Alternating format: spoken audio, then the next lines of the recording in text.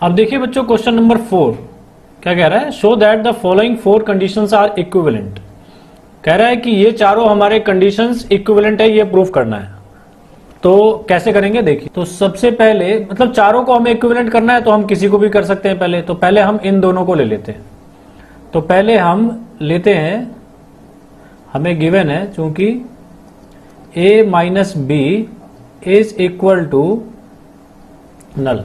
Question समझ में आया ना क्या कह रहा है? कह रहा है चार कंडीशंस दिए हुए हैं और चारों कंडीशन किसी एक बात को ही, मतलब ये चारों के चारों बराबर हैं, इक्विवेलेंट हैं, एक ही चीज को बता रहे हैं, तो इसको प्रूफ करना है। तो इसलिए हम बारी बारी से चारों को एक दूसरे के प्रूफ करेंगे।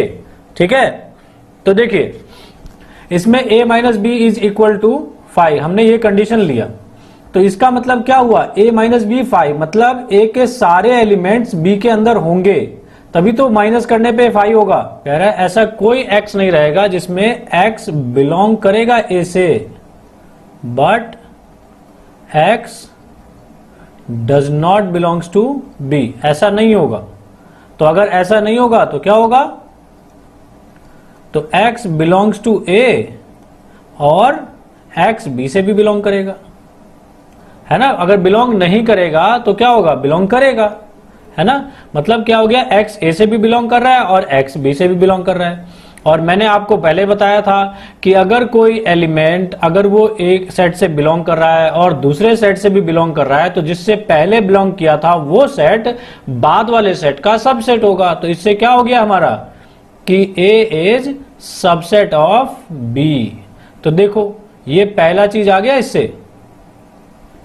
ठीक है, तो a minus b is equal to 5 से हमारा ये फर्स्ट एलिमेंट। ठीक है, तो a देखिए यहां पे फर्स्ट और थर्ड का, फर्स्ट एंड थर्ड। अभी हमने फर्स्ट और सेकंड को किया, फर्स्ट और थर्ड को देखिए। अब मान लेते हैं let x belongs to, x कोई एलिमेंट है जो हमारा बिलोंग कर रहा है a से। अब अगर वो a से बिलोंग करेगा, ठीक है, तो हम अगर ये a से बिलोंग कर रहा है, देखो ध्यान से, तो x बिलोंग करेगा a यूनियन b से भी।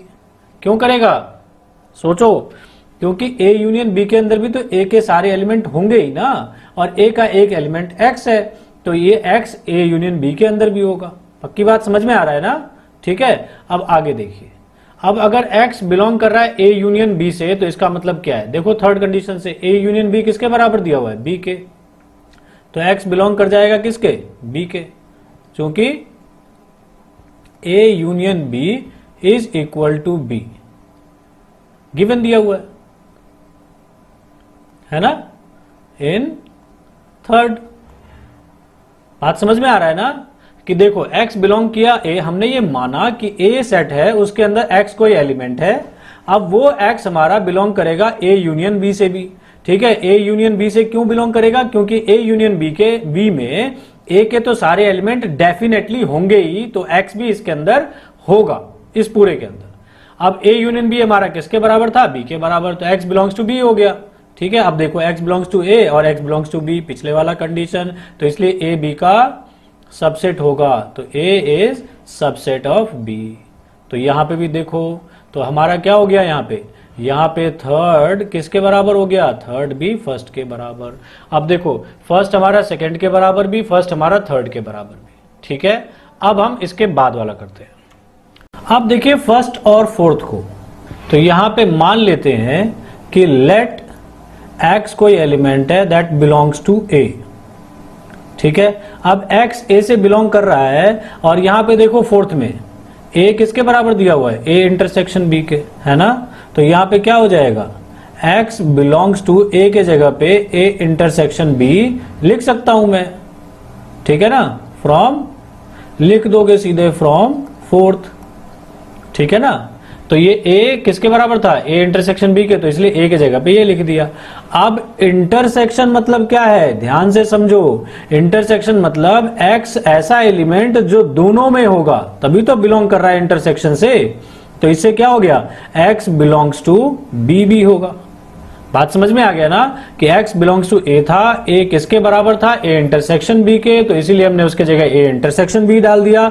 अब a इंटरसेक्शन b में देखो ध्यान से, x बिलोंग कर रहा है तो मतलब ये दोनों के अंदर होगा, तभी तो कॉमन एलिमेंट इंटरसेक्शन में क्या करते हैं, कॉमन एलिमेंट लेते हैं ना, तो इसलिए x दोनों में कॉमन होगा, तो इसलिए x b से भी बिलोंग करेगा, है ना। अब देखो x a से भी बिलोंग कर गया, x b से भी बिलोंग कर गया, तो इसलिए क्या होगा हमारा, a is subset of b।